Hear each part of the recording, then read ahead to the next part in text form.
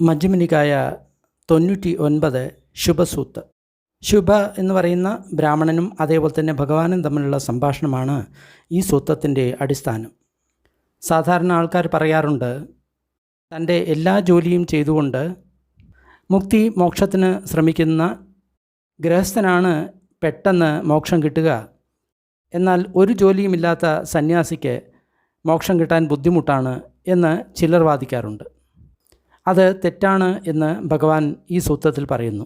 അടുത്തതായിട്ട് 2 തരത്തിലുള്ള പ്രീതി അല്ലെങ്കിൽ ആനന്ദത്തെക്കുറിച്ച് ഭഗവാൻ പറയുന്നുണ്ട്. ഇന്ദ്രിയ സുഖങ്ങൾ കൊണ്ടുള്ള പ്രീതി നമ്മളെ ബന്ധനത്തിലേക്ക് നയിക്കുകയാണെങ്കിൽ, ധ്യാനത്തിലുള്ള പ്രീതി അല്ലെങ്കിൽ ആനന്ദം എന്ന് പറയുന്നത് നമ്മളെ ബന്ധന വിമുക്തരാക്കാനാണ് ഉപയോഗിക്കുന്നത്. അതുകൂടാതെ പ്രമോദം അല്ലെങ്കിൽ ആനന്ദത്തിൻ്റെ ആവശ്യകതയും ഭഗവാൻ ഇവിടെ പറയുന്നുണ്ട്. ചുരുക്കി പറഞ്ഞു കഴിഞ്ഞാൽ, ധ്യാനത്തിന് പ്രീതി പ്രമോദം വളരെ ആവശ്യമാണ് എന്നാണ് ഭഗവാൻ ഇവിടെ പറയുന്നത്. ഇത് പല ടീച്ചർമാരുടെയും വാദത്തിന് എതിരാണ്. എന്തായാലും നമ്മൾക്ക് പ്രമാണം ഭഗവാൻ ബുദ്ധനാണ്. അതിനാൽ നമ്മളുടെ പ്രമാണം എന്ന് പറയുന്നത് ഭഗവാന്റെ വാക്കുകൾ തന്നെയാണ്. നമുക്ക് നേരെ സൂത്രത്തിലേക്ക് പോകാം. ഞാനിങ്ങനെ കേട്ടു, ഒരിക്കൽ ഭഗവാൻ ശ്രാവസ്തിയിൽ അനാഥപിണ്ഡകൻ്റെ ആശ്രമത്തിൽ വിഹരിക്കുകയായിരുന്നു. ആ സമയത്ത് ഒരു ബ്രാഹ്മണ വിദ്യാർത്ഥി ഉണ്ടായിരുന്നു. അദ്ദേഹത്തിൻ്റെ പേര് ശുഭ എന്നായിരുന്നു. അദ്ദേഹത്തിൻ്റെ അച്ഛൻ്റെ പേര് തോടയ്യ എന്നായിരുന്നു. ആ ബ്രാഹ്മണ വിദ്യാർത്ഥി ശ്രാവസ്തിയിൽ ഒരു ഗൃഹസ്ഥൻ്റെ വീട്ടിൽ ഏതോ ആവശ്യത്തിന് വേണ്ടി താമസിക്കുകയായിരുന്നു. അപ്പോൾ ശുഭ ബ്രാഹ്മണ വിദ്യാർത്ഥി ആ ഗൃഹസ്ഥനോട് ഇങ്ങനെ പറഞ്ഞു, ഗൃഹപതി, ഞാൻ ഇങ്ങനെ കേട്ടിട്ടുണ്ട്, ശ്രാവസ്തിയിൽ അർഹന്തന്മാരുടെ കമ്മി ഒന്നും തന്നെയില്ല. അതായത് പൂർണ്ണ മുക്തി നേടിയ ആൾക്കാരെയാണ് അർഹന്തൻ എന്ന് പറയുന്നത്. അപ്പോൾ ശ്രാവസ്തിയിൽ അർഹന്തന്മാർ ധാരാളമുണ്ട് എന്നാണ് അദ്ദേഹം പറയുന്നത്. ഇന്ന് നമ്മൾ ഏത് ശ്രമണ ബ്രാഹ്മണനാണ് അഭിവാദ്യം അർപ്പിക്കാൻ പോകേണ്ടത്? അപ്പോൾ ഗൃഹസ്ഥൻ ഇങ്ങനെ പറഞ്ഞു, ബന്ദേ, ഭഗവാൻ ശ്രാവസ്തിയിൽ അനാഥപിണ്ഡകൻ്റെ ആശ്രമമായിട്ടുള്ള ജേതവനത്തിൽ വിഹരിക്കുന്നുണ്ട്. താങ്കൾക്ക് ഇന്ന് അദ്ദേഹത്തെ അഭിവാദ്യം ചെയ്യാൻ പോകാവുന്നതാണ്. അപ്പോൾ ശുഭൻ എന്ന് പറയുന്ന ആ ബ്രാഹ്മണ വിദ്യാർത്ഥി ആ ഗൃഹസ്ഥൻ പറഞ്ഞത് അനുസരിച്ച് ഭഗവാന്റെ അടുത്ത് പോയി ഭഗവാനോട് കുശല പ്രശ്നങ്ങൾ ചെയ്തു. അഭിവാദ്യവും കുശല പ്രശ്നങ്ങൾക്കും ശേഷം ശുഭൻ ഒരു ഭാഗത്ത് ഇരുന്നു. എന്നിട്ട് ഭഗവാനോട് ഇങ്ങനെ പറഞ്ഞു, ഗൗതമശാസ്ത്ര, ബ്രാഹ്മണന്മാർ ഇങ്ങനെയാണ് പറയുന്നത്, കുശലധർമ്മത്തിൽ ഗൃഹസ്ഥന്മാർ വളരെ എളുപ്പം പ്രാവീണ്യം നേടും, എന്നാൽ സന്യാസിമാർക്ക് അത് കഴിയില്ല. ഇവിടെ കുശലധർമ്മം എന്ന് പറഞ്ഞു കഴിഞ്ഞാൽ ശരിയായിട്ടുള്ള ധർമ്മം, അതിൽ പ്രാവീണ്യം നേടുക എന്ന് പറയുമ്പോൾ മുക്തി മോക്ഷം എന്ന് പറയുന്ന ആത്യന്തികമായിട്ടുള്ള അവസ്ഥ നേടുക. അപ്പോൾ സുബൻ പറയുന്നത് ഗൃഹസ്ഥന്മാർക്ക് മുക്തി മോക്ഷം നേടുക എളുപ്പമാണ്, പക്ഷേ സന്യാസിമാർക്ക് അത് എളുപ്പമല്ല എന്നാണ് പറയുന്നത്. ഗൗതമശാസ്താവിന് ഇതിനെപ്പറ്റി എന്താണ് പറയാനുള്ളത്? അപ്പോൾ ഭഗവാൻ ഇങ്ങനെ പറഞ്ഞു, മാനവ, ഞാൻ ചോദ്യത്തെ വിശകലനം ചെയ്തുകൊണ്ട് ഞാനിതിന് ഉത്തരം പറയാം. ഒരു വശം മാത്രം സംസാരിക്കുന്നത് ശരിയല്ല. ഗൃഹസ്ഥനായാലും സന്യാസിയായാലും അവർക്ക് തെറ്റായിട്ടുള്ള അഭ്യാസം ചെയ്യുന്നതിനെ ഞാൻ അനുകൂലിക്കുന്നില്ല. തെറ്റായിട്ടുള്ള അഭ്യാസത്തിനാൽ ഗൃഹസ്ഥനായാലും സന്യാസിയായാലും അവർക്ക് ഒരിക്കലും വിജയത്തിൽ എത്താൻ സാധിക്കില്ല. ഗൃഹസ്ഥനായാലും സന്യാസിയായാലും ഞാൻ ശരിയായിട്ടുള്ള അഭ്യാസത്തെയാണ് പ്രശംസിക്കുന്നത്. എന്തെന്നാൽ ശരിയായിട്ടുള്ള അഭ്യാസമാണെങ്കിൽ ഗൃഹസ്ഥനാണെങ്കിലും സന്യാസിയാണെങ്കിലും കുശലധർമ്മത്തിൽ അവർക്ക് വിജയിക്കാൻ സാധിക്കും, അതായത് മുക്തി മോക്ഷം നേടാൻ സാധിക്കും. ഗൗതമശാസ്ത്ര, ബ്രാഹ്മണന്മാർ ഇങ്ങനെയാണ് പറയുന്നത്, ഗൃഹസ്ഥ ജീവിതത്തിൽ ഒരുപാട് ജോലികളുണ്ട്, അതിന് ഒരുപാട് ആവശ്യകതകളുണ്ട്, കടമകളുണ്ട്, പ്രശ്നങ്ങളുണ്ട്, കാര്യങ്ങൾ ഒരുപാട് ചെയ്യേണ്ടതുണ്ട്. അതിനാൽ അത് വളരെ ഫലം തരുന്നതാണ്. എന്നാൽ സന്യാസിമാരുടെ ജോലിയാവട്ടെ, അതിന് ആവശ്യങ്ങൾ കമ്മിയാണ്, അവരുടെ ജോലികൾ കമ്മിയാണ്, പ്രശ്നങ്ങൾ കമ്മിയാണ്, ചുമതലകൾ കമ്മിയാണ്. അതിനാൽ അത് വളരെ ഫലം തരുന്നതല്ല. ഇന്നും ചില വ്യക്തികൾ പറയാറുണ്ട്, മുക്തി മോക്ഷം വേണമെങ്കിൽ നമ്മൾ എല്ലാ പ്രശ്നത്തെയും അഭിമുഖീകരിച്ച് വേണം നമ്മൾക്ക് മുക്തി മോക്ഷം നേടാൻ. സന്യാസി എല്ലാ പ്രശ്നത്തെയും വിട്ട് ഒളിച്ചോടുകയാണ്. അയാൾക്ക് പ്രശ്നങ്ങളെ അഭിമുഖീകരിക്കാൻ സാധിക്കില്ല, അതിനാൽ അവർക്ക് ഒരിക്കലും മുക്തി ലഭിക്കില്ല എന്നെല്ലാം ചില വാദക്കാർ ഇന്നുമുണ്ട്. ഗൗതമ ശാസ്താവ് ഇതിനെപ്പറ്റി എന്താണ് പറയുന്നത്? ഭഗവാൻ പറഞ്ഞു, മാനവ, ഈ കാര്യത്തെപ്പറ്റിയും ഞാൻ ചോദ്യത്തെ വിശകലനം ചെയ്ത് ഞാൻ ഉത്തരം പറയാം. ഒരു വശം മാത്രം പറയുന്നത് ശരിയല്ല. മാനവ, ചില ജോലികൾക്ക് ഒരുപാട് ആവശ്യകതകളുണ്ട്, ജോലികളുണ്ട്, പ്രശ്നങ്ങളുണ്ട്, ഒരുപാട് കാര്യം ചെയ്തു തീർക്കേണ്ടതുണ്ട്. എന്നാൽ അത് പരാജയപ്പെടുകയാണെങ്കിൽ അത് അധികം ഫലം തരുന്നതല്ല. ചില ജോലികൾക്ക് വളരെയധികം ആവശ്യകതകൾ ഉണ്ട്, ഒരുപാട് ജോലികളുണ്ട്, പ്രശ്നങ്ങളുണ്ട്, ഒരുപാട് കാര്യങ്ങൾ ചെയ്യേണ്ടതുണ്ട്. എന്നാൽ അത് സഫലമാകുകയാണെങ്കിൽ അത് വളരെയധികം ഫലം തരുന്നതാണ്. ചില ജോലികൾക്ക് വളരെ കുറച്ച് ആവശ്യകതകൾ മാത്രമേ ഉള്ളൂ, കുറച്ച് ജോലികൾ മാത്രമേ ഉള്ളൂ, കുറച്ച് പ്രശ്നങ്ങൾ മാത്രമേ ഉള്ളൂ, കുറച്ച് കാര്യങ്ങൾ മാത്രമേ അതിന് ആവശ്യമുള്ളൂ. എന്നാൽ അത് പരാജയപ്പെടുകയാണെങ്കിൽ അത് വലിയ ഫലം തരുന്നതല്ല. ചില ജോലികൾക്ക് വളരെ കുറച്ച് ആവശ്യകതകളുണ്ട്, കുറച്ച് ജോലികൾ മാത്രമാണ് ഉള്ളത്, കുറച്ച് പ്രശ്നങ്ങൾ മാത്രമാണ് ഉള്ളത്, കുറച്ച് കാര്യങ്ങൾ മാത്രമേ ചെയ്യേണ്ടതുള്ളൂ. എന്നാൽ അത് സഫലമാകുകയാണെങ്കിൽ അത് വളരെയധികം ഫലം തരുന്നതാണ്. മാനവ, ഏത് ജോലിക്കാണ് ഒരുപാട് ആവശ്യകതകളുള്ളത്, ഒരുപാട് ജോലി ചെയ്യേണ്ടതുള്ളത്, ഒരുപാട് പ്രശ്നങ്ങൾ ഉള്ളത്, ഒരുപാട് ആവശ്യകതകൾ ഉള്ളത്? എന്നാൽ അത് പരാജയപ്പെടുകയാണെങ്കിൽ അത് വലിയ ഫലം തരുന്നതല്ല. ആ ജോലി ഏതാണ്? മാനവ, കൃഷിയാണ് ആ ജോലി. മാനവ, ഏത് ജോലിക്കാണ് വളരെയധികം ആവശ്യകതകളുള്ളത്, ജോലികളുള്ളത്, പ്രശ്നങ്ങൾ ഉള്ളത്, ഒരുപാട് കാര്യങ്ങൾ ചെയ്തു തീർക്കാനുള്ളത്? എന്നാൽ അത് സഫലകരമാകുകയാണെങ്കിൽ അതിൽ നിന്ന് വളരെ ഫലം ലഭിക്കുകയും ചെയ്യും. മാനവ, അത് കൃഷി തന്നെയാണ്. മാനവ, ഏത് ജോലിക്കാണ് വളരെ കുറച്ച് ആവശ്യകതകളുള്ളത്, കുറച്ച് ജോലിയുള്ളത്, കുറച്ച് പ്രശ്നങ്ങൾ ഉള്ളത്, കുറച്ച് കാര്യങ്ങൾ മാത്രമേ ചെയ്തു തീർക്കേണ്ടതായിട്ടുള്ളൂ? എന്നാൽ അത് പരാജയപ്പെടുകയാണെങ്കിൽ അത് വളരെ ഫലം തരുന്നതല്ല. വ്യവസായമാണ് അത്. മാനവ, ഏത് ജോലിക്കാണ് വളരെ കുറച്ച് ആവശ്യകതകളുള്ളത്, കുറച്ച് ജോലികളുള്ളത്, കുറച്ച് പ്രശ്നങ്ങളുള്ളത്, കുറച്ച് കാര്യങ്ങൾ മാത്രം ചെയ്യേണ്ടതുള്ളത്? എന്നാൽ അത് സഫലകരമാണെങ്കിൽ അത് വളരെയധികം ഫലം തരുന്നതും ആണ്. മാനവ, അത് വ്യവസായം തന്നെയാണ്. അടുത്തതായിട്ട് ഭഗവാൻ ഗൃഹസ്ഥ ജീവിതവും അതേപോലെ തന്നെ സന്യാസ ജീവിതവും രണ്ടും തമ്മിൽ താരതമ്യം ചെയ്യുകയാണ്. മാനവ, ഗൃഹസ്ഥ ജീവിതം കൃഷിയെപ്പോലെയാണ്. അതിന് വളരെയധികം ആവശ്യകതകളുണ്ട്. എന്നാൽ അത് പരാജയപ്പെടുകയാണെങ്കിൽ അത് വളരെ വലിയ ഫലം തരുന്നതല്ല. എന്നാൽ അത് സഫലമാകുകയാണെങ്കിൽ അത് വളരെയധികം വലിയ ഫലം തരുന്നതാണ്. എന്നാൽ സന്യാസ ജീവിതം ഒരു വ്യവസായം പോലെയാണ്. അതിന് കുറച്ച് ആവശ്യകതകൾ മാത്രമേ ഉള്ളൂ. എന്നാൽ അത് പരാജയപ്പെടുകയാണെങ്കിൽ അത് വലിയ ഫലം തരുന്നതല്ല. എന്നാൽ അത് സഫലമാകുകയാണെങ്കിൽ അത് വളരെ വലിയ ഫലം തരുന്നതാണ്. ഗൗതമശാസ്ത്ര ബ്രാഹ്മണന്മാർ 5 കാര്യങ്ങളെ പുണ്യം നേടുന്നതിനായിട്ട് നിർദ്ദേശിക്കുന്നുണ്ട്. കുശലധർമ്മത്തിൽ വിജയിക്കുന്നതിനും അത് ആവശ്യമാണ്. അതായത് മോക്ഷം നേടാനും ഈ 5 കാര്യങ്ങൾ ആവശ്യമാണ് എന്നാണ് ബ്രാഹ്മണന്മാർ പറയുന്നത് എന്നാണ് ശുഭൻ പറയുന്നത്.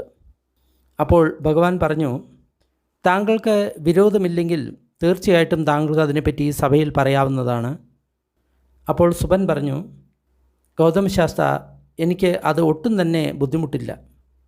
എന്തെന്നാൽ താങ്കളെപ്പോലെയുള്ള ആരാധ്യരായിട്ടുള്ള വ്യക്തികൾ ഇവിടെ തന്നെയുണ്ട്. അപ്പോൾ ഭഗവാൻ പറഞ്ഞു, ശരി മാനവ, പറഞ്ഞാലും.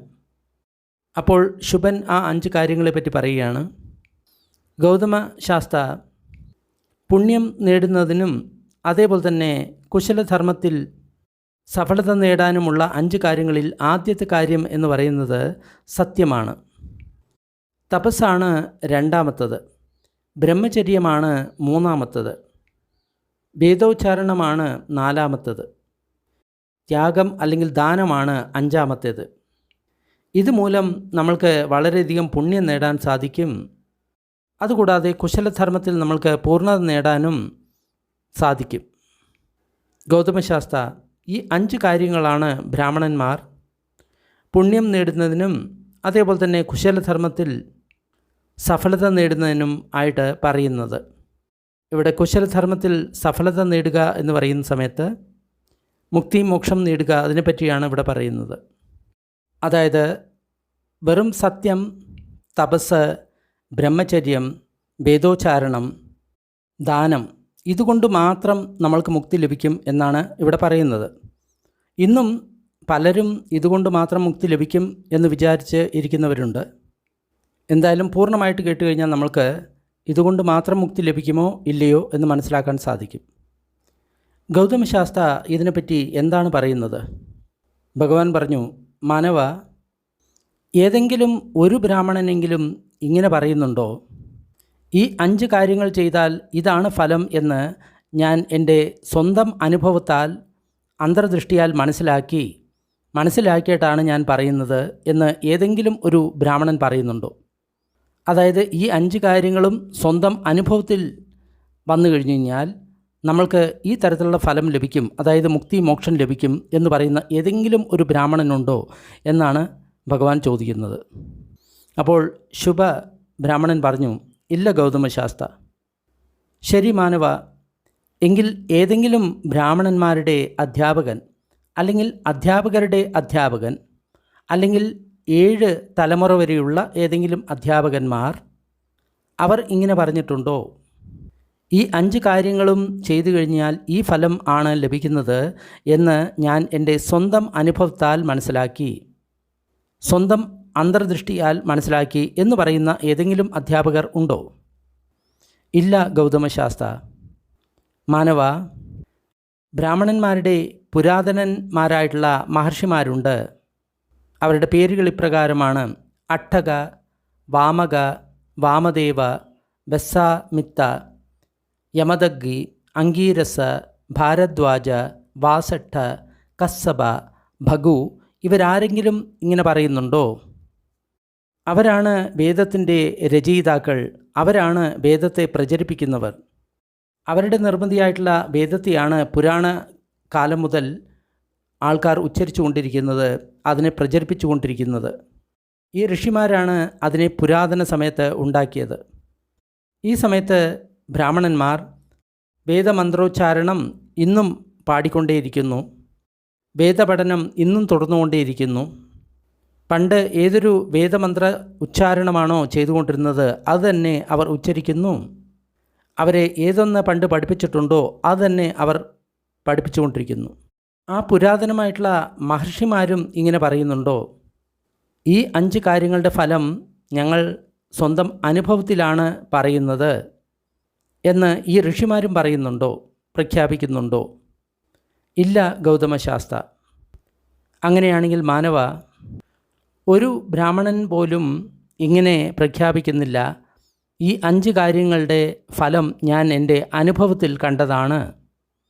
ഒരു അധ്യാപകരും ഇങ്ങനെ പ്രഖ്യാപിക്കുന്നില്ല, 7 തലമുറ വരെയുള്ള അധ്യാപകരും ഇങ്ങനെ പ്രഖ്യാപിക്കുന്നില്ല. ഈ 5 കാര്യങ്ങളുടെ ഫലം ഞാൻ എൻ്റെ സ്വന്തം അനുഭവത്തിൽ കണ്ടതാണ്, സ്വന്തം അന്തർദൃഷ്ടിയാൽ കണ്ടതാണ്. അതുകൂടാതെ ബ്രാഹ്മണന്മാരുടെ പുരാതന മുനിമാരായിട്ടുള്ള അട്ടക, വാമക, വാമദേവ, ബെസ്സാമിത്ത, യമദഗ്ഗി, അംഗീരസോ, ഭരദ്വാജോ, വാസട്ട, കസ്സബ, ഭഗു ഇവരും സ്വന്തം അനുഭവത്താൽ ഈ 5 കാര്യങ്ങളുടെ ഫലം കണ്ടു എന്ന് പറയുന്നില്ല, സ്വന്തം അന്തർദൃഷ്ടിയാൽ കണ്ടു എന്ന് ഇവരും പറയുന്നില്ല. മാനവ, അന്ധന്മാരുടെ ഒരു നിരയുണ്ട് എന്ന് കരുതുക, അല്ലെങ്കിൽ ക്യൂ ഉണ്ട് എന്ന് കരുതുക. ഓരോരുത്തരും തൻ്റെ മുന്നിലുള്ളവനെ പിടിച്ചിട്ടാണ് നടക്കുന്നത്. ആദ്യത്തെ വ്യക്തിക്ക് കാണാൻ സാധിക്കുന്നില്ല, മധ്യത്തിലുള്ള വ്യക്തിക്ക് കാണാൻ സാധിക്കുന്നില്ല, പുറകിലുള്ള വ്യക്തിക്കും കാണാൻ സാധിക്കുന്നില്ല. എല്ലാവരും അന്ധനാണ്. അതുപോലെ തന്നെ എനിക്ക് ഇങ്ങനെയാണ് തോന്നുന്നത്, ബ്രാഹ്മണന്മാരുടെ ആ പ്രസ്താവന എനിക്ക് അന്ധന്മാരുടെ ഒരു വരി പോലെയാണ് തോന്നുന്നത്. അന്ധന്മാരുടെ ഒരു വരി പോലെ നമ്മൾക്ക് ഉപമിക്കാവുന്നതാണ്. ആദ്യത്തെ വ്യക്തി കാണുന്നില്ല, ഇടയ്ക്കുള്ള വ്യക്തിയും കാണുന്നില്ല, അവസാനത്തുള്ള വ്യക്തിയും കാണുന്നില്ല. ഭഗവാൻ ഇങ്ങനെ പറഞ്ഞപ്പോൾ ശുഭന് വളരെയധികം ദേഷ്യം വന്നു. ശുഭൻ വളരെയധികം ദുഃഖിതനായി. എന്തെന്നാൽ ഭഗവാൻ ബ്രാഹ്മണന്മാരെ അന്ധന്മാരുടെ വരികളോട് ഉപമിച്ചു. അപ്പോൾ ശുഭൻ ഭഗവാനെ തന്നെ ചീത്ത പറഞ്ഞു. എന്നിട്ട് ഇങ്ങനെ പറഞ്ഞു, ശ്രമണ ഗൗതമൻ പാപിയായിട്ട് തീരും. എന്നിട്ട് അദ്ദേഹം ഭഗവാനോട് ഇങ്ങനെ പറഞ്ഞു, ഗൗതമശാസ്ത്ര, സുഭക വനത്തിലുള്ള പൊക്കാരസതി എന്ന് പറയുന്ന ബ്രാഹ്മണൻ ഇങ്ങനെ പറയുന്നു. ഈ കാര്യം തന്നെയാണ് കൃത്യമായിട്ട് ചില ശ്രമണ ബ്രാഹ്മണന്മാർക്ക് സംഭവിക്കുന്നത്. അവർ പറയുന്നത് ആര്യന്മാർക്ക് അനുയോജ്യമായിട്ടുള്ള മനുഷ്യോത്തരമായിട്ടുള്ള ജ്ഞാനവും ദർശനവും അവർക്ക് ഉണ്ട് എന്നാണ്. എന്നാൽ അവരുടെ പ്രസ്താവനകൾ വെറും വാക്കുകൾ മാത്രമാണ്, വെറും ഫലിതങ്ങൾ മാത്രമാണ്, പൊള്ളയായിട്ടുള്ള കഴമ്പില്ലാത്ത കാര്യങ്ങളാണ്. എങ്ങനെയാണ് ഭൂമിയിൽ ഒരു വ്യക്തിക്ക് ആര്യന്മാർക്ക് യോജിച്ച മനുഷ്യോത്തരമായിട്ടുള്ള ജ്ഞാനവും ദർശനവും ലഭിക്കുന്നത്? അത് തീർത്തും സംഭവ്യമല്ല. അപ്പോൾ ഭഗവാൻ ഇങ്ങനെ പറഞ്ഞു, മാനവ, പൊക്കാരസതി ബ്രാഹ്മണൻ ഈ എല്ലാ ശ്രമണ ബ്രാഹ്മണന്മാരുടെയും മനസ്സിനെ മനസ്സിലാക്കിയിട്ടുണ്ടോ? സ്വന്തം മനസ്സുകൊണ്ട് അവരുടെ മനസ്സിനെ ഗ്രഹിക്കാൻ പൊക്കാരസതി ബ്രാഹ്മണന് കഴിഞ്ഞിട്ടുണ്ടോ? ഇവിടെ ശ്രമണ ബ്രാഹ്മണൻ എന്ന് പറഞ്ഞു കഴിഞ്ഞാൽ, ശ്രമണൻ എന്ന് പറയുമ്പോൾ തപസ്വികൾ, ബ്രാഹ്മണൻ എന്ന് പറയുമ്പോൾ അർഹന്തന്മാർ എന്ന ഒരു അർത്ഥം കൂടിയുണ്ട്. അപ്പോൾ ശുഭ ബ്രാഹ്മണൻ ഇങ്ങനെ പറഞ്ഞു, ഗൗതമശാസ്ത്ര, പൊക്കാരസതിക്ക് തൻ്റെ ദാസിയായിട്ടുള്ള പുണ്യകിയുടെ മനസ്സിനെക്കുറിച്ച് പോലും മനസ്സിലാക്കാൻ സാധിച്ചിട്ടില്ല. പിന്നെ എങ്ങനെയാണ് അദ്ദേഹത്തിന് ഈ ശ്രമണന്മാരുടെയും ബ്രാഹ്മണന്മാരുടെയും മനസ്സിനെ മനസ്സിലാക്കാൻ സാധിക്കുക? അപ്പോൾ ഭഗവാൻ പറഞ്ഞു, മാനവ, ജന്മം മുതൽ അന്ധനായിട്ടുള്ള ഒരു വ്യക്തിയുണ്ട് എന്ന് കരുതുക. അവർക്ക് പ്രകാശമോ അതേപോലെ തന്നെ അന്ധകാരമോ ആയിട്ടുള്ള കാഴ്ചകൾ ഒന്നും തന്നെ കാണാൻ സാധിക്കില്ല. നീലിയും മഞ്ഞയും ചുവപ്പും ചുവപ്പ് കലർന്ന ബ്രൗൺ നിറവും അവർക്ക് കാണാൻ സാധിക്കില്ല. നിരപ്പല്ലാത്തൊരു ഭൂമി പോലും അവർക്ക് കാണാൻ സാധിക്കില്ല. നക്ഷത്രങ്ങളെയോ ചന്ദ്രനെയോ സൂര്യനെയോ അവർക്ക് കാണാൻ സാധിക്കില്ല. എന്നാൽ അവർ ഇങ്ങനെ പറയുകയാണ്, പ്രകാശമുള്ളതും അന്ധകാരവുമായിട്ടുള്ള കാഴ്ചകൾ ഒന്നും തന്നെ ഇല്ല, അവരെ ആർക്കും കാണാൻ സാധിക്കില്ല. നീല നിറത്തിലുള്ള ഒരു സാധനവുമില്ല, മഞ്ഞ നിറത്തിലുള്ള, ചുവപ്പ് നിറത്തിലുള്ള, ബ്രൗൺ നിറത്തിലുള്ള ഒരു സാധനവും ഇല്ല. നിരപ്പല്ലാത്ത ഭൂമിയും ഇല്ല. നക്ഷത്രങ്ങളോ ചന്ദ്രനോ സൂര്യനോ ഒന്നും തന്നെ ഇല്ല. ഇതിനെ കാണാൻ കഴിയുന്ന ഒരു വ്യക്തിയും ഇല്ല. എന്തെന്നാൽ എനിക്ക് ഇതിനെക്കുറിച്ച് അറിയാൻ സാധിക്കുന്നില്ല, അതുകൂടാതെ എനിക്കിതിനെ കാണാനും സാധിക്കുന്നില്ല. അതിനാൽ ഇവയൊന്നും തന്നെ നിലനിൽക്കുന്നില്ല. ഇന്നും പല യുക്തിവാദികളുടെ സമീപനം ഇങ്ങനെ തന്നെയാണ്. തങ്ങൾക്ക് കാണാനോ അറിയാനോ കഴിയുന്നത് മാത്രമാണ് സത്യം. തങ്ങൾക്ക് കാണാൻ സാധിക്കാത്തതോ അറിയാൻ സാധിക്കാത്തതോ ഒന്നും തന്നെ സത്യമല്ല എന്നാണ് അവർ വാദിക്കുന്നത്. അതിനാൽ കാണാൻ കഴിയാത്ത, അറിയാൻ കഴിയാത്ത ഒന്നും തന്നെ നിലനിൽക്കുന്നില്ല എന്നാണ് അവരുടെ വാദം. അങ്ങനെയെങ്കിൽ മാനവ, അവർ ശരിയായിട്ടുള്ള രീതിയിൽ തന്നെയാണോ കാര്യങ്ങൾ പറയുന്നത്? ശുഭബ്രാഹ്മണൻ പറഞ്ഞു, അല്ല ഗൗതമശാസ്ത്ര, തീർച്ചയായിട്ടും പ്രകാശമുള്ളതും അന്ധകാരവുമായിട്ടുള്ള കാഴ്ചകളുണ്ട്. തീർച്ചയായിട്ടും അതിനെ കാണാൻ സാധിക്കുന്ന വ്യക്തികളുമുണ്ട്. നീല നിറത്തിലുള്ള വസ്തുക്കളുണ്ട്, മഞ്ഞ നിറത്തിലുള്ള കാര്യങ്ങളുണ്ട്, ചുവപ്പ് നിറത്തിലുള്ള വസ്തുക്കളുണ്ട്, ബ്രൗൺ നിറത്തിലുള്ള വസ്തുക്കൾ ഉണ്ട്. നിരപ്പില്ലാത്ത ഭൂമിയും ഉണ്ട്, ചന്ദ്രന്മാരുണ്ട്, നക്ഷത്രങ്ങളുണ്ട്, സൂര്യനുണ്ട്. ഇവയെല്ലാം കാണാൻ സാധിക്കുന്ന വ്യക്തികളുമുണ്ട്. അതിനാൽ ഇങ്ങനെ പറയുന്നത് ഒട്ടും തന്നെ ശരിയില്ല. എനിക്ക് അതിനെപ്പറ്റി അറിയില്ല, അല്ലെങ്കിൽ എനിക്കത് കാണാൻ സാധിക്കുന്നില്ല. അതിനാൽ അത്തരം കാര്യങ്ങൾ ഇല്ല. ഇന്നും ചില യുക്തിവാദികളുണ്ട്. അവർ ഇങ്ങനെയാണ് പറയുന്നത്, ഏതൊരു കാര്യം എനിക്ക് കാണാൻ സാധിക്കുന്നില്ലയോ അറിയാൻ സാധിക്കുന്നില്ലയോ അത് നിലനിൽപ്പില്ല. മാനവ, അതുപോലെ തന്നെയാണ് പൊക്കാരസതി അന്ധനാണ്, ആ വ്യക്തിക്ക് കാഴ്ചയില്ല. അതിനാൽ ആര്യന്മാർക്ക് യോജിച്ച ജ്ഞാനമോ ദർശനമോ മനുഷ്യോത്തരമായിട്ടുള്ള അറിവോ ആ വ്യക്തിക്ക് അറിയാനോ കാണാനോ സാധിക്കില്ല. മാനവ, നിങ്ങൾ എന്താണ് കരുതുന്നത്? കോസല രാജ്യത്ത് വളരെ പ്രസിദ്ധരായിട്ടുള്ള ഒരുപാട് ബ്രാഹ്മണന്മാരുണ്ട്, ധനികരായിട്ടുള്ള ബ്രാഹ്മണന്മാരുണ്ട്. ചങ്കി ബ്രാഹ്മൺ, താരുഖ, പൊക്കാരസാദി, ജാനുസോണി, അതേപോലെ തന്നെ താങ്കളുടെ അച്ഛൻ തോടയ്യ. എന്താണ് അവർക്ക് നല്ല കാര്യമായിട്ട് തോന്നുന്നത്? എല്ലാവരും പറയുന്ന കാര്യങ്ങളോട് യോജിക്കുന്നതാണോ വിയോജിക്കുന്നതാണോ അവർക്ക് നല്ലത്? ഗൗതമ ശാസ്ത്ര, യോജിക്കുന്ന കാര്യങ്ങൾ പറയുന്നതാണ് അവർക്ക് നല്ലത്. മാനവ, എന്താണ് അവർക്ക് ഗുണകരമായിട്ടുള്ളത്? ചിന്തിച്ച് പറയുന്ന സംസാരമാണോ അതോ ചിന്തിക്കാതെ പറയുന്ന സംസാരമാണോ അവർക്ക് ഗുണകരമായിട്ടുള്ളത്? ഗൗതമശാസ്ത്ര, ചിന്തിച്ച് പറയുന്ന വർത്തമാനമാണ് അവർക്ക് ഗുണകരമായിട്ടുള്ളത്. മാനവ, എന്താണ് അവർക്ക് ഗുണകരമായിട്ടുള്ളത്? നല്ലപോലെ മനനം ചെയ്ത സംസാരമാണോ അവർക്ക് നല്ലത്, അതോ മനനം ചെയ്യാത്ത സംസാരമാണോ? ഗൗതമശാസ്ത്ര, മനനം ചെയ്ത സംസാരമാണ് അവർക്ക് നല്ലത്. മാനവ, അവർക്ക് ഗുണകരമായിട്ടുള്ള കാര്യം എന്താണ്? ഗുണകരമായിട്ടുള്ള സംസാരമാണോ അവർക്ക് നല്ലത്, അതോ ഒട്ടും തന്നെ ഗുണമില്ലാത്ത സംസാരമാണോ അവർക്ക് നല്ലത്? ഗൗതമശാസ്ത്ര, ഗുണമുള്ള സംസാരമാണ് അവർക്ക് നല്ലത്. മാനവ, താങ്കൾ എന്താണ് കരുതുന്നത്? അങ്ങനെയാണെങ്കിൽ പൊക്കാരസതിയുടെ വാക്കുകൾ എല്ലാവരും ഒരുമിച്ച് പറയുന്ന വാക്കുകളോട് യോജിക്കുന്നുണ്ടോ വിയോജിക്കുന്നുണ്ടോ? ഗൗതമശാസ്ത്ര, അവരുടെ വാക്കുകൾ വിയോജിക്കുന്നുണ്ട്. അവരുടെ വാക്കുകൾ ചിന്തിച്ചിട്ടുള്ളതാണോ ചിന്തിച്ചിട്ട് ഇല്ലാത്തതാണോ? ഗൗതമശാസ്ത്ര, ചിന്തയില്ലാത്ത വാക്കുകളാണ്. അവരുടെ വാക്കുകൾ മനനം ചെയ്തിട്ടുള്ള വാക്കുകളാണോ മനനം ചെയ്യാത്ത വാക്കുകളാണോ?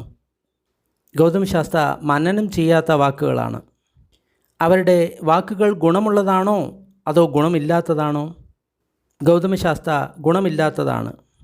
മാനവ, ഈ 5 നീവരണങ്ങളുണ്ട്. ഇവിടെ ഭഗവാൻ നീവരണം എന്ന് പറയുന്നത് നമ്മുടെ ധ്യാനത്തിന് പ്രതിബന്ധമായിട്ടുള്ള 5 കാര്യങ്ങളെയാണ് നീവരണങ്ങൾ എന്ന് പറയുന്നത്. ഇംഗ്ലീഷിൽ ഇതിനെ ഹിൻഡ്രൻസസ് എന്ന് വിളിക്കും, അല്ലെങ്കിൽ നമ്മുടെ ധ്യാനത്തിൻ്റെ ശത്രുക്കൾ എന്ന് നമ്മൾക്ക് പറയാം. സത്യത്തെ മറയ്ക്കുന്ന കാര്യങ്ങളാണ് നീവരണങ്ങൾ അല്ലെങ്കിൽ ഹിൻഡ്രൻസസ് എന്ന് പറയുന്നത്. ആ 5 നീവരണങ്ങൾ ഏതൊക്കെയാണ്? കാമചന്ത നീവരണം, അതായത് രാഗം അല്ലെങ്കിൽ എനിക്ക് വേണം എന്ന് പറയുന്ന ചിന്തകൾ. വ്യാപാദ നീവരണം അല്ലെങ്കിൽ ദ്വേഷമുള്ള ചിന്തകൾ. ധിനമിത്ത നീവരണം, ശരീരത്തിലും മനസ്സിലുമുള്ള ആലസ്യം, അത് ഒരു നീവരണമാണ്. ഉദ്ദച്ച കുക്കുച്ച നീവരണം, ഇരിക്കപ്പുറതിയില്ലായ്മ എന്നുള്ളത് ഒരു നീവരണമാണ്. വിചികിച്ച നീവരണം, സംശയം എന്നുള്ളത് ഒരു നീവരണമാണ്. അതായത് നമ്മുടെ മനസ്സ് ധ്യാനവസ്തുവിലാണ്, പക്ഷേ നമ്മൾക്ക് നമ്മുടെ മനസ്സിൽ ഏതെങ്കിലും രാഗമുള്ള ചിന്തകൾ വരാം, ദേഷ്യമുള്ള ചിന്തകൾ വരാം, അതേപോലെ തന്നെ ശരീരത്തിലും മനസ്സിലും ആലസ്യം വരാം, ഇരിക്കപ്പുറത്തും ഇല്ലായ്മ വരാം, അതേപോലെ തന്നെ സംശയങ്ങൾ വരാം. ഇങ്ങനെയെല്ലാം വരുന്ന സമയത്ത് നമ്മുടെ ധ്യാനം ശരിയായിട്ടുള്ള രീതിയിൽ നടക്കുന്നില്ല. ഇത്തരം ചിന്തകളാണ് മുന്നിട്ട് നിൽക്കുന്നത്. അതുകൊണ്ടാണ് ഇതിനെ നീവരണം എന്ന് പറയുന്നത്. ഈ നീവരണങ്ങൾ അല്ലെങ്കിൽ ഈ ആവരണങ്ങൾ അടങ്ങിയാൽ മാത്രമാണ് നമ്മൾക്ക് ശരിയായിട്ടുള്ള രീതിയിൽ സമാധി അഭ്യസിക്കാൻ സാധിക്കുകയുള്ളൂ. മാനവ, ഇതാണ് 5 നീവരണങ്ങൾ.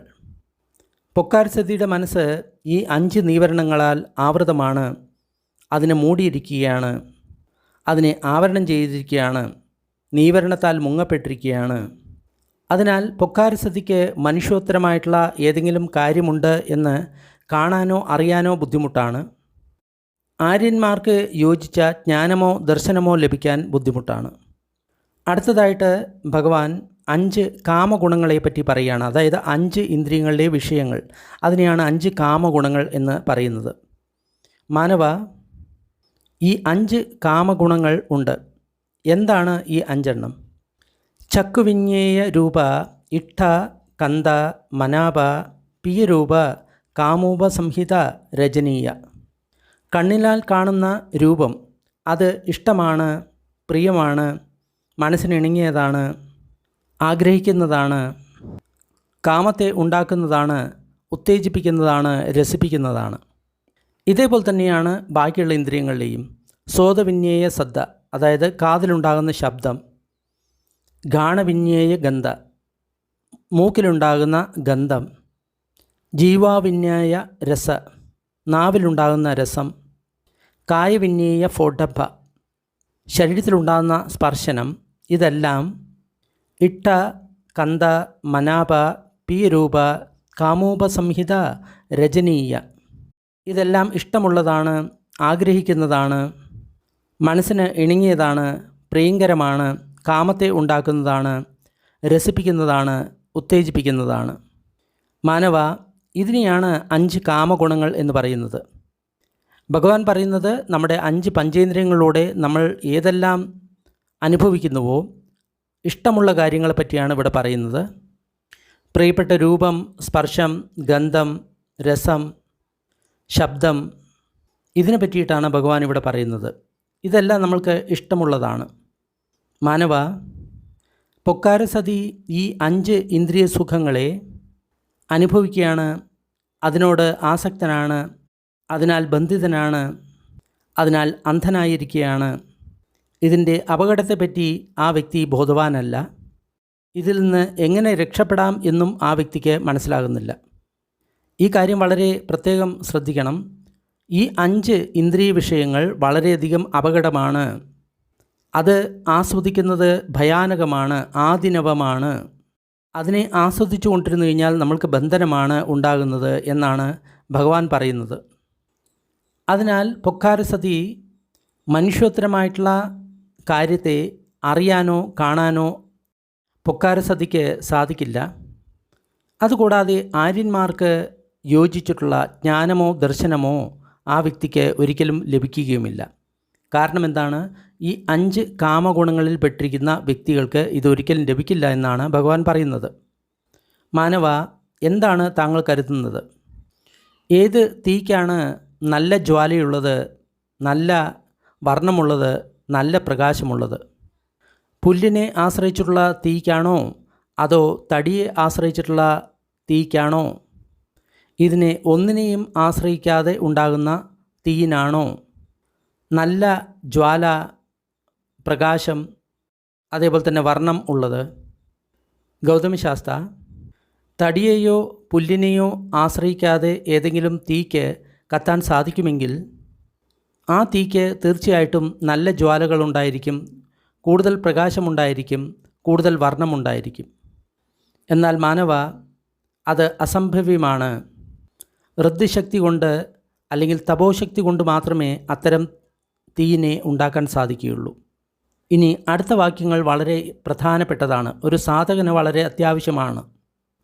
സയ്യദാപി മാനവ തിണകട്ടുപാദാനം പഠിച്ച അഗ്നി ജലതി തദൂപമാഹം മാനവ ഇമം പീതിം വദാമി യായം പീതി പഞ്ചകാമഗുണേ പഠിച്ച. ഈ വാക്യം വളരെ പ്രധാനപ്പെട്ടതാണ്. അതായത് ഈ 5 കാമഗുണങ്ങളെ ആശ്രയിച്ചുണ്ടാകുന്ന പ്രീതി അല്ലെങ്കിൽ ആനന്ദം, അതിനെ നമ്മൾക്ക് പുല്ലിനെ ആശ്രയിച്ചുണ്ടായിട്ടുള്ള അഗ്നി അല്ലെങ്കിൽ വിറകിനെ ആശ്രയിച്ചുണ്ടായിട്ടുള്ള അഗ്നി അതിനോട് ഉപമിക്കാവുന്നതാണ്.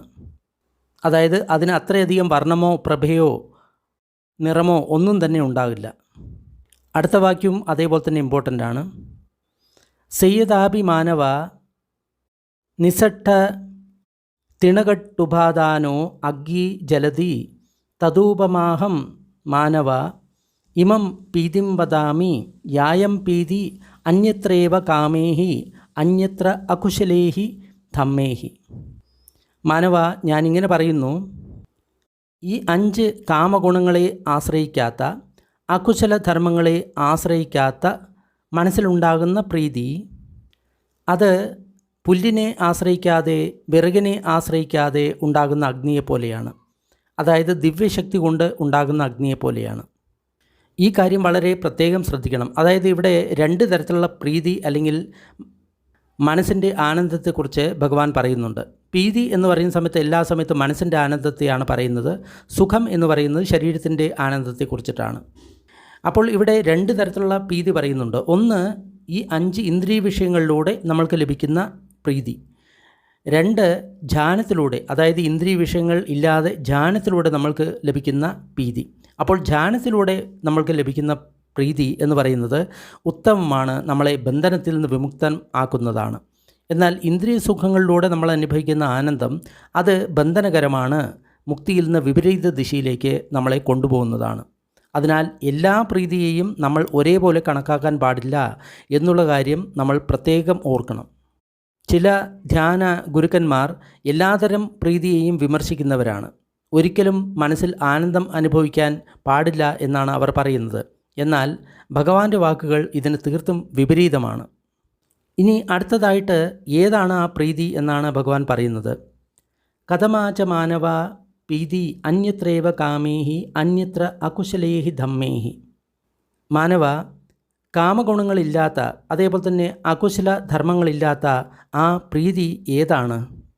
ഇനി ഭഗവാൻ പറയുന്നത് 4 ധ്യാനത്തെക്കുറിച്ചാണ്. ഇത മാനവ ഭിക്കു വിവിച്ചേവ കാമേഹി വിവിച്ച അകുശലേഹി ധമ്മേഹി. മാനവ, ഒരു ഭിക്ഷു കാമഗുണങ്ങളില്ലാതെ അകുശല ധർമ്മങ്ങളില്ലാതെ പ്രഥമ ധ്യാനത്തിൽ എത്തിച്ചേരുന്നു. അവിടെ വിതർക്കം, വിചാരം, പ്രീതി, സുഖം, ഏകാഗ്രത എന്ന 5 ഗുണങ്ങൾ ഉണ്ടാകുന്നു. അതിൽ പ്രീതി നല്ലതാണ് എന്നാണ് പറയുന്നത്. അയംപികോ മാനവ പ്രീതി അന്യത്രേവ കാമേഹി അന്യത്ര അകുശലേഹി ധമ്മേഹി. മാനവ, ഈ പ്രീതി എന്ന് പറയുന്നത് കാമത്തിൽ നിന്ന് ഉണ്ടായതല്ല, അതായത് 5 ഇന്ദ്രിയ വിഷയങ്ങളിൽ നിന്ന് ഉണ്ടായിട്ടുള്ളതല്ല, അകുശല ധർമ്മത്തിൽ നിന്ന് ഉണ്ടായിട്ടുള്ളതല്ല. വീണ്ടും മാനവ, ഒരു ഭിക്ഷു വിതർക്ക വിചാരങ്ങളെ ശാന്തമാക്കിക്കൊണ്ട് രണ്ടാമത്തെ ധ്യാനത്തിൽ പ്രവേശിക്കുന്നു. ഇവിടെയും പ്രീതി, സുഖം, ചിത്തത്തിൻ്റെ ഏകാഗ്രതയുണ്ട്. അയംപികോ മാനവ പ്രീതി അന്യത്രേവ കാമേഹി അന്യത്ര അകുശലേഹി ധമ്മേഹി. മാനവ, ഈ രണ്ടാമത്തെ ധ്യാനത്തിൽ ഉണ്ടാകുന്ന പ്രീതി ഇത് കാമഗുണത്തിൽ നിന്നോ അകുശലധർമ്മത്തിൽ നിന്നോ ഉണ്ടായിട്ടുള്ളതല്ല. ഒരു കാര്യം പ്രത്യേകം ശ്രദ്ധിക്കണം, ഇവിടെ ഭഗവാൻ 2 ധ്യാനത്തെക്കുറിച്ച് മാത്രമേ പറഞ്ഞിട്ടുള്ളൂ, ഒന്നാമത്തെയും രണ്ടാമത്തെയും. ഇതിലാണ് നമ്മൾക്ക് മനസ്സിൻ്റെ പ്രീതിയെ അനുഭവിക്കാൻ സാധിക്കുക, മനസ്സിൻ്റെ ആനന്ദത്തെ അനുഭവിക്കാൻ സാധിക്കുക.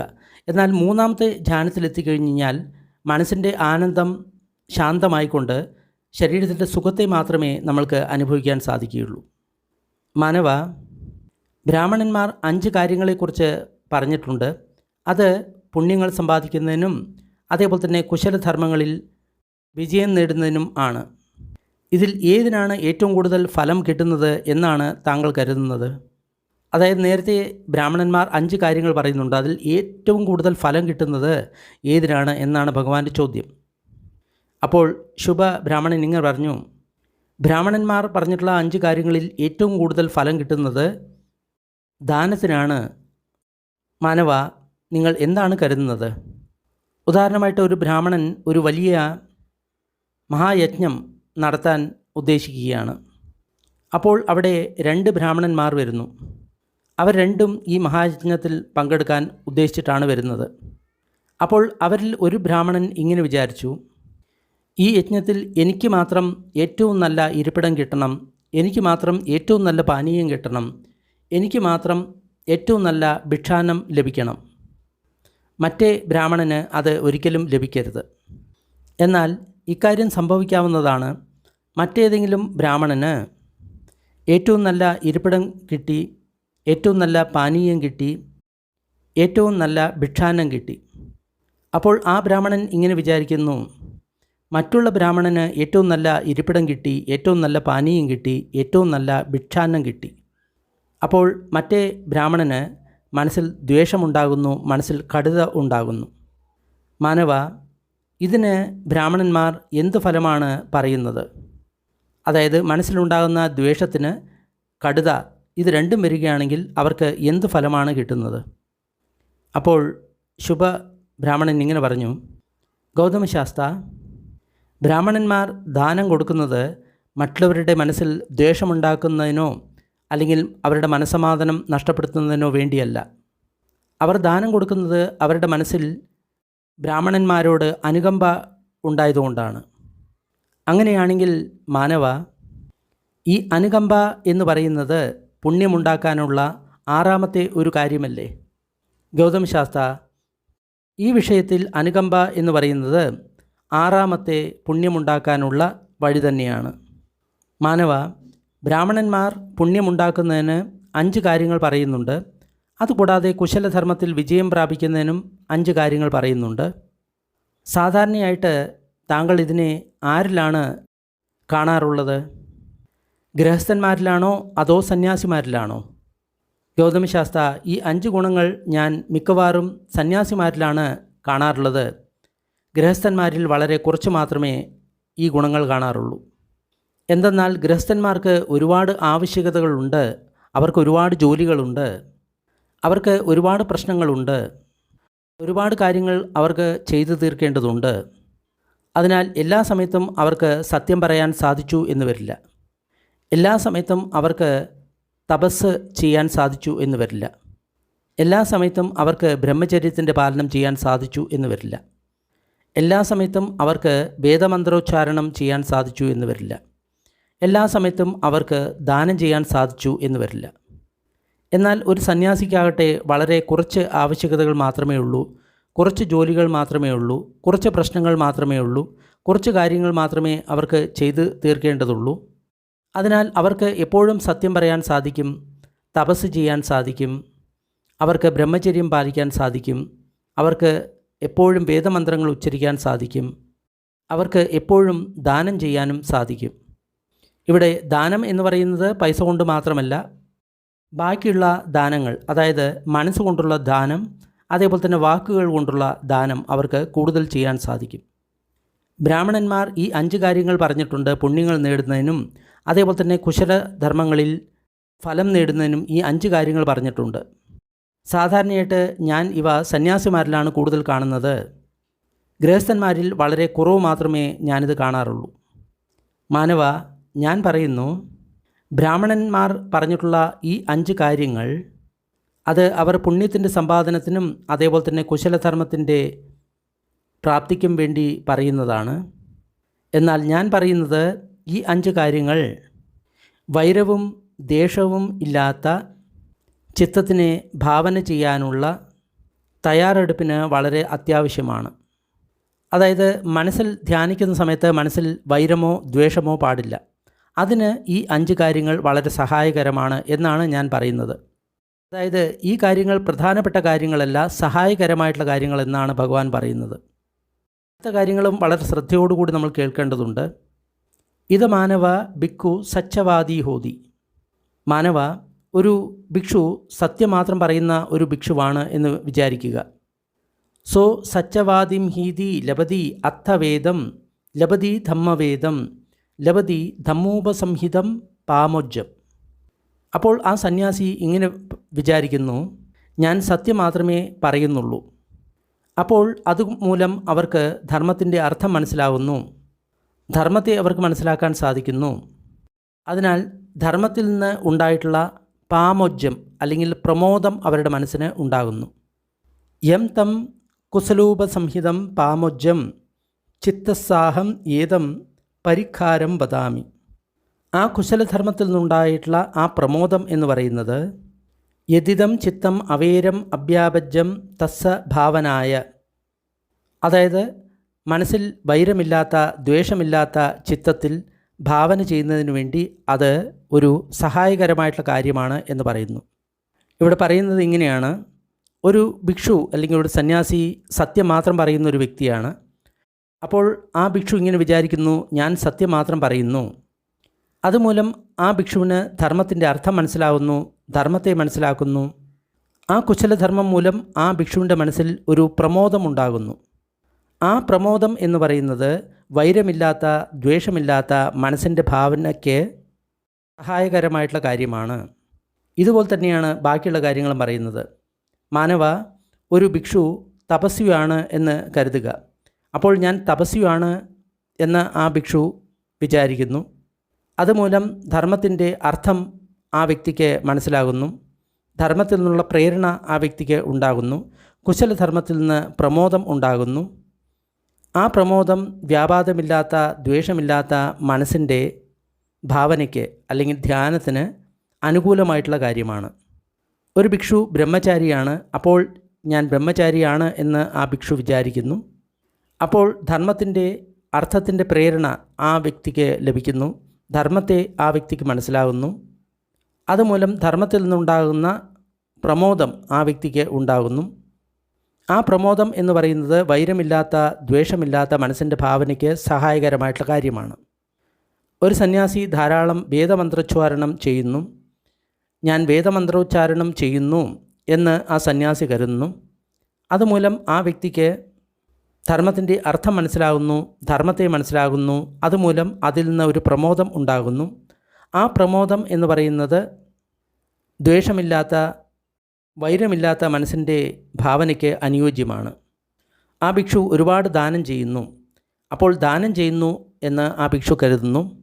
അതുമൂലം ധർമ്മത്തിൻ്റെ അർത്ഥം ആ ഭിക്ഷുവിന് മനസ്സിലാകുന്നു, ധർമ്മത്തെ മനസ്സിലാകുന്നു. ധർമ്മത്തിൽ നിന്നുണ്ടാകുന്ന പ്രമോദം ആ വ്യക്തിക്ക് ഉണ്ടാകുന്നു. ആ പ്രമോദം എന്നത് മനസ്സിൻ്റെ ദ്വേഷമില്ലാത്ത, വൈരമില്ലാത്ത ഭാവനയ്ക്ക് അനുകൂലമായിട്ടുള്ള കാര്യമാവുന്നു. ഞാൻ പറയുന്നത് ബ്രാഹ്മണന്മാർ പറഞ്ഞിട്ടുള്ള അല്ലെങ്കിൽ നിർദ്ദേശിച്ചിട്ടുള്ള ഈ 5 കാര്യങ്ങൾ വൈരമില്ലാത്ത, ദ്വേഷമില്ലാത്ത മനസ്സിൻ്റെ ഭാവനയ്ക്ക് സഹായകരമായിട്ടുള്ള കാര്യങ്ങളാണ് എന്നാണ് ഞാൻ പറയുന്നത്. ഭഗവാൻ അങ്ങനെ പറഞ്ഞപ്പോൾ ശുഭൻ ഭഗവാനോട് ഇങ്ങനെ പറഞ്ഞു, ഗൗതമശാസ്ത്ര, ഞാൻ ഇങ്ങനെ കേട്ടിട്ടുണ്ട്, ഗൗതമശാസ്താവിന് ബ്രഹ്മലോകത്തിലേക്കുള്ള വഴി അറിയാവുന്നതാണ്. മാനവ, താങ്കൾ എന്താണ് വിചാരിക്കുന്നത്? അടുത്ത് തന്നെ നളകാര എന്ന് പറയുന്ന ഒരു ഗ്രാമമില്ലേ? ഉണ്ട് ബന്ദേ, അടുത്ത് തന്നെ നളകാര എന്ന് പറയുന്ന ഒരു ഗ്രാമമുണ്ട്. മാനവ, താങ്കൾ എന്താണ് കരുതുന്നത്? ഉദാഹരണമായിട്ട് ഒരു വ്യക്തി നളകാര എന്ന വില്ലേജിൽ അല്ലെങ്കിൽ ഗ്രാമത്തിൽ ജനിക്കുന്നു, അവിടെ വളരുന്നു. ആ വ്യക്തി ആ ഗ്രാമത്തിൽ നിന്ന് പോകുന്ന സമയത്ത് മറ്റു വ്യക്തികൾ നളകാര ഗ്രാമത്തിലേക്കുള്ള വഴി ആ വ്യക്തിയോട് ചോദിക്കും. അതിനുള്ള ഉത്തരം പറയാൻ അവർ മടിക്കുകയോ അല്ലെങ്കിൽ ആലോചിക്കുകയോ ചെയ്യുമോ? ഇല്ല ഗൗതമശാസ്ത്ര. അത് എന്തുകൊണ്ടാണ്? എന്തെന്നാൽ ആ വ്യക്തി ജനിച്ചതും വളർന്നതും നളകാര എന്ന ഗ്രാമത്തിലാണ്. ആ ഗ്രാമത്തിലേക്ക് പോകുന്ന എല്ലാ വഴികളെക്കുറിച്ചും ആ വ്യക്തിക്ക് നന്നായിട്ട് അറിയാവുന്നതാണ്. എന്നാലും ഒരു പക്ഷേ ചില വ്യക്തികൾ അതിന് ഉത്തരം പറയാൻ മടിച്ചേക്കാം, അല്ലെങ്കിൽ അതിന് ഉത്തരം പറയാൻ വിമുഖത കാട്ടിയേക്കാം. എന്നാൽ ആരെങ്കിലും തഥാഗതനോട് ബ്രഹ്മലോകത്തേക്കുള്ള വഴിയെപ്പറ്റി ചോദിക്കുന്ന സമയത്ത്, ബ്രഹ്മലോകത്ത് പോകാനുള്ള അഭ്യാസത്തെക്കുറിച്ച് ചോദിക്കുന്ന സമയത്ത് തഥാഗതൻ ഒരിക്കലും അതിന് ഉത്തരം പറയാൻ മടിക്കാറില്ല, താമസം എടുക്കാറുമില്ല. എനിക്ക് ബ്രഹ്മന്മാരെ അറിയാം, ബ്രഹ്മലോകത്തെ അറിയാം, ബ്രഹ്മലോകത്ത് പോകാനുള്ള അഭ്യാസവും എനിക്കറിയാം. അതനുസരിച്ച് അഭ്യസിക്കുകയാണെങ്കിൽ ഒരു വ്യക്തി തീർച്ചയായിട്ടും ബ്രഹ്മലോകത്തിലായിരിക്കും പോയി ജനിക്കുക. ഗൗതമശാസ്ത്ര, ഞാൻ ഇങ്ങനെ കേട്ടിട്ടുണ്ട്, ഗൗതമശാസ്താവിന് ബ്രഹ്മലോകത്തിലേക്കുള്ള മാർഗം അറിയാവുന്നതാണ്. ദയവ് ചെയ്ത് എന്നെ ആ മാർഗം പഠിപ്പിച്ചാലും. ശരി മാനവ, ശ്രദ്ധാപൂർവം കേൾക്കുക, മനസ്സിനെ ഇവിടെ തന്നെ ഉറപ്പിക്കുക, ഞാൻ പറയാം. ശരി ബന്ദേ എന്ന് ആ ശുഭബ്രാഹ്മണൻ ഉത്തരം പറഞ്ഞു. ഭഗവാൻ ഇപ്രകാരം പറഞ്ഞു, ബ്രഹ്മലോകത്തിൽ പോകാനുള്ള വഴി എന്താണ്? ഇനി ഭഗവാൻ പറയാൻ പോകുന്നത് 4 ബ്രഹ്മവിഹാരങ്ങളെക്കുറിച്ചിട്ടാണ്. മൈത്രി, കരുണ, മുദിത, ഉപേക്ഷ. മാനവ, ആദ്യമായിട്ട് ഒരു ഭിക്ഷു മൈത്രിയുള്ള ചിത്തത്തിനാൽ ഒരു ദിശയിലേക്ക്, രണ്ടാമത്തെ ദിശയിൽ, മൂന്നാമത്തെ ദിശയിൽ, നാലാമത്തെ ദിശയിൽ, മുകളിലും താഴെയും എല്ലായിടത്തും ഒരുപോലെ മൈത്രിയുള്ള ചിത്തത്തിനാൽ എല്ലാ ലോകത്തിലേക്കും മൈത്രി പ്രസരിപ്പിക്കുന്നു. അത് അനന്തമാണ്, അളവില്ലാത്തതാണ്, ദ്വേഷമോ വൈരമോ ഇല്ലാത്തതാണ്. ഇപ്രകാരം ഒരു വ്യക്തിക്ക് ചേതോ വിമുക്തി ഉണ്ടാകുകയാണെങ്കിൽ അവർ ചെയ്തിട്ടുള്ള ഏതെങ്കിലും പാപകരമായിട്ടുള്ള പ്രവൃത്തി ഒരിക്കലും അവരുടെ മനസ്സിൽ നിൽക്കുകയില്ല, അവ പരിപൂർണമായിട്ടും ഇല്ലാതാകും. അതായത് ആ വ്യക്തിക്ക് ചേതോ വിമുക്തി ഉണ്ടാകും എന്ന് പറയുന്നു. ഉദാഹരണമായിട്ട് ശക്തിമാനായിട്ടുള്ള ഒരു ശംഖൂതുന്നൊരു വ്യക്തിയുണ്ട് എന്ന് കരുതുക. അവർക്ക് ആ ശംഖനാദം 4 ദിശകളിലേക്കും വളരെ എളുപ്പത്തിൽ കേൾപ്പിക്കാൻ സാധിക്കും. ഇതേപോലെ തന്നെ മൈത്രീഗതമായിട്ടുള്ള ചിത്തത്താൽ ചേതോ വിമുക്തി ഉണ്ടാകുകയാണെങ്കിൽ ആ വ്യക്തി ചെയ്തിട്ടുള്ള പാപമായിട്ടുള്ള കാര്യങ്ങൾ ഒരിക്കലും അവരുടെ മനസ്സിൽ ഉണ്ടാകുകയില്ല. ഇതാണ് ബ്രഹ്മലോകത്തിലേക്കുള്ള വഴി. മാനവ, വീണ്ടും ഒരു ഭിക്ഷു കരുണയുള്ള ചിത്തത്താൽ 4 ദിശകളിലേക്കും മുകളിലേക്കും താഴേക്കും എല്ലാ ഭാഗത്തേക്കും ഒരുപോലെ കരുണാചിത്തത്തെ പ്രസരിപ്പിക്കുന്നു. അതിലൊട്ടും തന്നെ വൈരമോ ദ്വേഷമോ ഇല്ല. അത് അളവില്ലാത്തതാണ്, അപ്രമാണമാണ്, അനന്തമാണ്. അതുമൂലം ആ വ്യക്തിക്ക് ഛേദോവിമുക്തി ഉണ്ടാകുകയാണെങ്കിൽ ആ വ്യക്തിയുടെ മനസ്സിൽ ആ വ്യക്തി ചെയ്തിട്ടുള്ള യാതൊരുവിധ പാപകർമ്മങ്ങളും ഉണ്ടാകുന്നതല്ല. ശക്തനായിട്ടുള്ള ശംഖൂതുന്നൊരു വ്യക്തി, ആ വ്യക്തിക്ക് എളുപ്പത്തിൽ 4 ദിശകളിലേക്കും ശംഖിൻ്റെ ശബ്ദം എത്തിക്കാൻ സാധിക്കും. അതേപോലെ കരുണ ഉള്ള ചിത്തത്താൽ ആ വ്യക്തിക്ക് എല്ലാ ദിശകളിലേക്കും ഒരുപോലെ പ്രസരിപ്പിക്കാൻ സാധിക്കും. അതുമൂലം ചേതോ വിമുക്തി ആ വ്യക്തിക്ക് ഉണ്ടാകുന്നു. ഇതേപോലെ തന്നെ ആണ് മുദിതാസഹൃദയേന ചേതസ, അതായത് മനസ്സിൽ മുദിത ഉള്ള ചിത്തത്തിനാൽ ആ വ്യക്തി 4 ദിശകളിലേക്കും മുകളിലേക്കും താഴേക്കും എല്ലായിടത്തും ഒരുപോലെ മുദിതയെ പ്രസരിപ്പിക്കുന്നു. അതിൽ ഒട്ടും തന്നെ വൈരമോ ദ്വേഷമോ ഇല്ല. അതുമൂലം ആ വ്യക്തിക്ക് ചേതോ വിമുക്തി ഉണ്ടാകുന്നു. ആ വ്യക്തി ചെയ്തിട്ടുള്ള യാതൊരുവിധ പാപകർമ്മങ്ങളും പിന്നീട് നിലനിൽക്കുകയില്ല. ഉപേക്ഷ സഹൃദയേന ചേതസ, അതേപോലെ തന്നെയാണ് ഒരു ഭിക്ഷു ഉപേക്ഷ അല്ലെങ്കിൽ സമതിയുള്ള മനസ്സിനാൽ 4 ദിശകളിലേക്കും പ്രസരിപ്പിക്കുന്നു. താഴേക്കും മുകളിലേക്കും എല്ലായിടത്തും ഒരേപോലെ പ്രസരിപ്പിക്കുന്നു. അവരുടെ മനസ്സിൽ ഒട്ടും തന്നെ വൈരമോ ദ്വേഷമോ ഉണ്ടാകുന്നില്ല. ആ ഉപേക്ഷ എന്ന് പറയുന്ന അനന്തമാണ്, അതിരില്ലാത്തതാണ്, അപ്രമാണമാണ്. അങ്ങനെ അവരുടെ മനസ്സ് ചേതോ വിമുക്തി നേടുമ്പോൾ അവർ ചെയ്തിട്ടുള്ള ഒരു പാപകർമ്മവും അവരുടെ മനസ്സിൽ നിൽക്കുന്നതല്ല. ഉദാഹരണമായിട്ട് ശംഖൂതുന്ന ഒരു വ്യക്തി ഉണ്ട് എന്ന് കരുതുക. ആ വ്യക്തിക്ക് 4 ദിശകളിലേക്കും ശംഖിൻ്റെ നാദം എത്തിക്കാൻ സാധിക്കും. അതുപോലെ ഇത് അഭ്യസിക്കുന്ന ഒരു വ്യക്തിക്ക് ചേതോ വിമുക്തി ഉണ്ടാകുന്ന സമയത്ത് ആ വ്യക്തിയുടെ മനസ്സിലുണ്ടാകുന്ന പാപധർമ്മങ്ങൾ ഒട്ടും തന്നെ അവശേഷിക്കുന്നില്ല. ഇതും ബ്രഹ്മത്തിലേക്കുള്ള ഒരു വഴിയാണ്. അതായത് 4 ബ്രഹ്മവിഹാരങ്ങളെക്കുറിച്ചിട്ടാണ് ഇവിടെ പറയുന്നത്. മൈത്രി, മുദിത, കരുണ, ഉപേക്ഷ. ഇത് എങ്ങനെ അഭ്യസിക്കാൻ സാധിക്കും? തീർച്ചയായിട്ടും നമ്മൾ ഒരു ഗുരുവിൽ നിന്ന് അഭ്യസിക്കേണ്ടതുണ്ട്. ഇത് അഭ്യസിക്കാൻ നിങ്ങൾ ആഗ്രഹിക്കുന്നു എങ്കിൽ തീർച്ചയായിട്ടും നിങ്ങൾ ധമ്മസുഖ ഏഷ്യ എന്ന വെബ്സൈറ്റ് നോക്കുക. അവിടെ ബന്ദേ വിമലാരംസിയുടെ മൈത്രി ധ്യാനം അല്ലെങ്കിൽ ലോവിങ് കൈൻഡ്നെസ്സിനെ കുറിച്ച് അറിയാൻ സാധിക്കും. 10 ദിവസത്തെ ഓൺലൈൻ പ്രോഗ്രാം, അതേപോലെ തന്നെ 10 ദിവസത്തെ പ്രാക്ടിക്കലായിട്ടുള്ള ട്രെയിനിങ് ഉണ്ടാകുന്നതാണ്. അത് നിങ്ങൾക്ക് ചെയ്യാവുന്നതാണ്. ഇനി നിങ്ങൾക്ക് ഇംഗ്ലീഷ് ഭാഷ ഒരു പ്രശ്നമാണെങ്കിൽ യൂട്യൂബിൽ ട്വിം മലയാളം എന്ന് നിങ്ങൾ സെർച്ച് ചെയ്യുക. Triangle wisdom insight meditation, TWIM Malayalam. ഇങ്ങനെ നിങ്ങൾ സെർച്ച് ചെയ്യുകയാണെങ്കിൽ മൈത്രി ധ്യാനത്തെക്കുറിച്ചുള്ള എല്ലാ കാര്യവും മലയാളത്തിൽ ആ യൂട്യൂബിൽ ലഭിക്കുന്നതാണ്.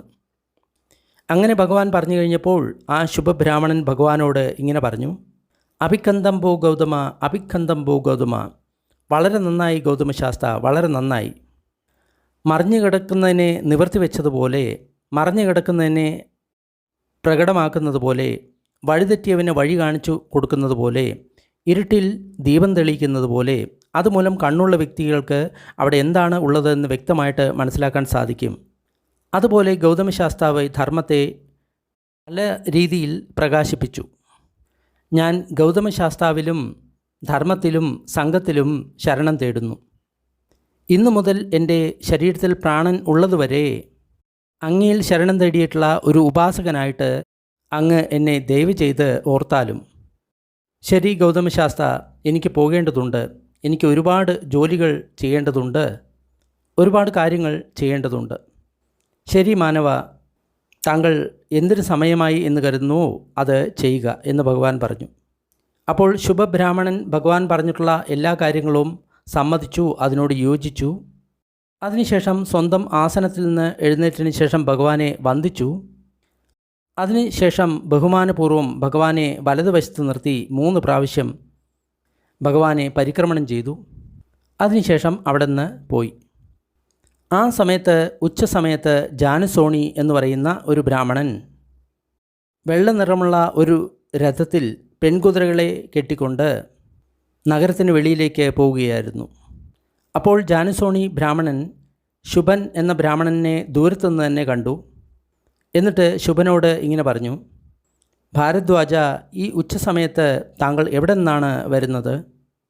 വന്ദ്യനായിട്ടുള്ള ഗുരുവേ, ഞാൻ ശ്രമണ ഗൗതമൻ്റെ അടുത്തു നിന്നാണ് വരുന്നത്. ശ്രമണ ഗൗതമൻ്റെ പ്രജ്ഞയെക്കുറിച്ച് താങ്കൾ എന്താണ് കരുതുന്നത്? അദ്ദേഹം പണ്ഡിതനാണ് എന്ന് താങ്കൾ കരുതുന്നുണ്ടോ? വന്ദ്യനായിട്ടുള്ള ഗുരുവേ, ശ്രമണ ഗൗതമൻ്റെ പ്രജ്ഞയെക്കുറിച്ച് തീരുമാനിക്കാൻ ഞാൻ ആരാണ്? അദ്ദേഹത്തിൻ്റെ പ്രജ്ഞയെക്കുറിച്ച് തീരുമാനിക്കാൻ താങ്കൾ അത്രയും പ്രജ്ഞയുള്ള ഒരു വ്യക്തിയായിരിക്കണം. ഭരദ്വാജ, താങ്കൾ ശ്രമണ ഗൗതമൻ്റെ പ്രജ്ഞയെക്കുറിച്ച് വളരെ നല്ല രീതിയിൽ തന്നെയാണ് പ്രശംസിക്കുന്നത്. വന്ദ്യഗുരുവേ, ഗൗതമശാസ്താവിനെക്കുറിച്ച് പ്രശംസിക്കാൻ ഞാൻ ആരാണ്? ഏറ്റവും ശ്രേഷ്ഠരായിട്ടുള്ള ദേവന്മാരും ബ്രാഹ്മണന്മാരുമാണ് അദ്ദേഹത്തെക്കുറിച്ച് പ്രശംസിക്കുന്നത്. ബ്രാഹ്മണന്മാർ പുണ്യം നേടുന്നതിന്, അതേപോലെ തന്നെ കുശലധർമ്മത്തിൽ പ്രാവീണ്യം നേടുന്നതിന് 5 കാര്യങ്ങൾ പറഞ്ഞിട്ടുണ്ട്. എന്നാൽ ശ്രമണ ഗൗതമൻ ഇങ്ങനെയാണ് പറയുന്നത്: ഈ 5 കാര്യങ്ങൾ വൈരമില്ലാത്ത, ദ്വേഷമില്ലാത്ത മനസ്സിൻ്റെ ഭാവനയ്ക്ക് സഹായകരമായിട്ടുള്ള കാര്യങ്ങൾ ആണ് എന്നാണ് പറയുന്നത്. ശുഭൻ ബ്രാഹ്മണൻ അങ്ങനെ പറഞ്ഞപ്പോൾ ജാനുസോണി എന്ന ബ്രാഹ്മണൻ തൻ്റെ രഥത്തിൽ നിന്ന് താഴെ ഇറങ്ങി താൻ ധരിച്ചിട്ടുള്ള വസ്ത്രം ഒരു തോളിൽ ഒതുക്കി വെച്ചു. ഭഗവാൻ ഇരിക്കുന്ന ദിശയിലേക്ക് കൈകൾ കൂപ്പി. എന്നിട്ട് തൻ്റെ ഹൃദയത്തിലെ വികാരം 3 പ്രാവശ്യം ഇങ്ങനെ പറഞ്ഞു: കോസല രാജ്യത്തെ രാജാവ് പസേനതി വളരെ ഭാഗ്യവാനാണ്, വളരെ വളരെ ഭാഗ്യവാനാണ്. എന്തെന്നാൽ അദ്ദേഹത്തിൻ്റെ രാജ്യത്താണ് തഥാഗതൻ, അർഹന്തനായിട്ടുള്ള സമ്മാ സമ്പുദ്ധൻ വിഹരിക്കുന്നത്. ശുഭസുത്തം നിഠിതം, വളരെ പ്രധാനപ്പെട്ട ഒരു സുത്തമാണ്. സന്യാസിമാർക്കാണ് കൂടുതൽ മുക്തിക്ക് സാധ്യത എന്ന് ഈ സൂത്രത്തിൽ പറയുന്നു. അതുകൂടാതെ 5 ഇന്ദ്രിയ വിഷയങ്ങളിൽ നിന്ന് ഉണ്ടാകുന്ന മനസ്സിൻ്റെ ആനന്ദത്തിൽ നമ്മൾ ഒരിക്കലും ഭ്രമിക്കരുത്. എന്നാൽ ധ്യാനത്തിൽ നിന്ന് ഉണ്ടാകുന്ന ആനന്ദം എന്ന് പറയുന്നത് നല്ല കാര്യങ്ങൾ തന്നെയാണ് എന്നാണ് ഭഗവാൻ ഇതിൽ പറയുന്നത്. സൂത്രം ഇഷ്ടമായി കഴിഞ്ഞാൽ ലൈക്ക് ചെയ്യുക, ഷെയർ ചെയ്യുക. കൂടുതൽ സൂത്രങ്ങൾക്ക് ഡിസ്ക്രിപ്ഷൻ ബോക്സ് നോക്കാവുന്നതാണ്. അല്പസമയത്തേക്ക് നമ്മൾക്ക് പുണ്യവിതരണം അഭ്യസിക്കാവുന്നതാണ്. ദുഃഖം അനുഭവിക്കുന്ന സർവ്വപ്രാണികളും ദുഃഖത്തിൽ നിന്ന് വിമുക്തരാകട്ടെ. ഭയം അനുഭവിക്കുന്ന സർവ്വപ്രാണികളും ഭയത്തിൽ നിന്ന് വിമുക്തരാകട്ടെ. ശോകം അനുഭവിക്കുന്ന സർവ്വപ്രാണികളും ശോകത്തിൽ നിന്ന് വിമുക്തരാകട്ടെ. എല്ലാ പ്രാണികൾക്കും മുക്തി ലഭിക്കട്ടെ. നമ്മൾ നേടിയ ഈ പുണ്യത്തിൽ സർവ്വജീവികളും പങ്കാളികൾ ആകട്ടെ. അതുമൂലം സർവ്വപ്രാണികൾക്കും സുഖവും സന്തോഷവും ഉണ്ടാകട്ടെ.